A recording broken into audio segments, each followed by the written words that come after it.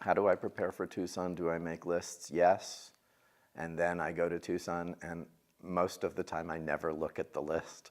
This year I took my cell phone and I took pictures of my displays and my tables and my walls so that I would know what I needed, what I have. But I'm intimately connected with our merchandise. I don't buy, because of the way we're in the business, I don't buy merchandise just to sell. I buy merchandise that I would make into gifts for my wife and my mom and my dad. That's the way that I buy.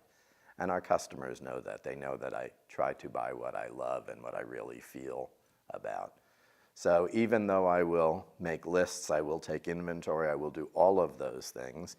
And I try to manage my store very professionally where I won't overlap inventory. So every year when I'm purchasing, I'm filling gaps in what our existing inventory is. With all of that preparation, however, I can go to this show and I might see none of what is on my list. So then it's a completely spontaneous, though you are prepared, it's a spontaneous, many buying decisions have to be made, many. This year was a perfect example. I got to the show, I had prepared my week in advance. I knew every day what show I would be at and when. And when I got to the show, I changed the entire preparation. I didn't feel like doing what I had planned on doing. I said to my wife the first day, I said, we're supposed to go here, but that's a zoo. And I don't want to go to the zoo today. And I also said to her, I said, there's nothing at that show that will sell out that we can't get in a day or two or three. So instead of going there, let's go to this other show, smaller show, but there might be more collectible items, more specialty items, and things that might be gone by the next day or the following day.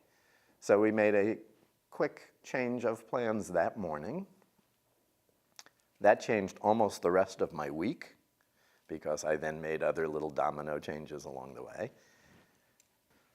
So those are the kinds of, even though you prepare for the show, it's a discipline in decision making. And what I found is you can't go back at the show. The show's too big.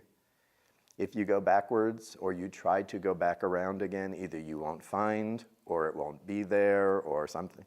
So what I've learned is that you really have to have your wits about you, pay attention to what you're doing. I had set a budget this year in advance of going to the show. This might be jumping ahead of you a little bit, but I also set a budget. And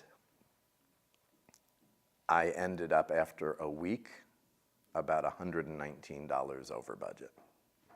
So although I didn't get everything on my list that I would have liked to have gotten in terms of pricing the show and buying to the budget, and we did as well as we could possibly do.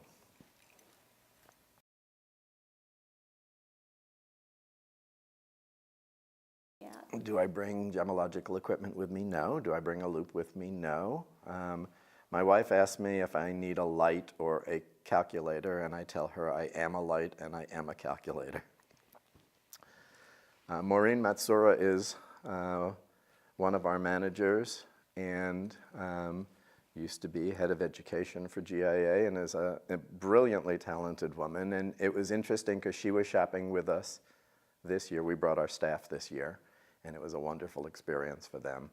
And she was there when I was shopping with a Chinese family that I get my fluorite from. They have consistently better fluorite than anybody else I've ever met.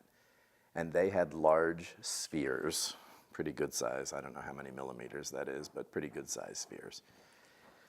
And they had a bucket full of them. And I used to see these people outside in a hotel. Now they were inside.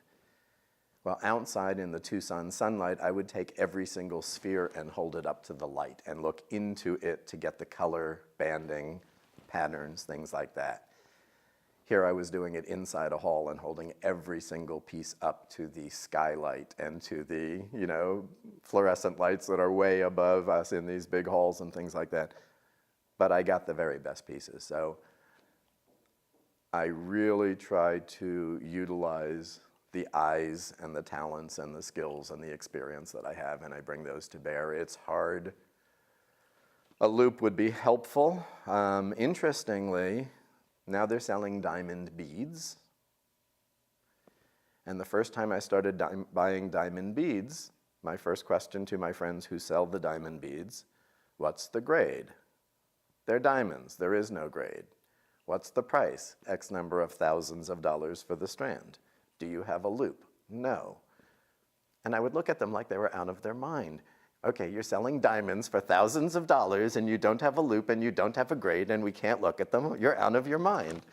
So they would then go and find me a loop, and when I would loop the beads, I would find a lot of differences in grading. In fact, the first year I was looking at them, I said to myself, I should buy those 4 beads from the strand and take everything else away. Clearly better beads, better diamonds. But short of diamonds, and most of the time in bead material, you're not always dealing with the highest end of the gem spectrum. So the same type of identification and examination is not always necessary with some of the material.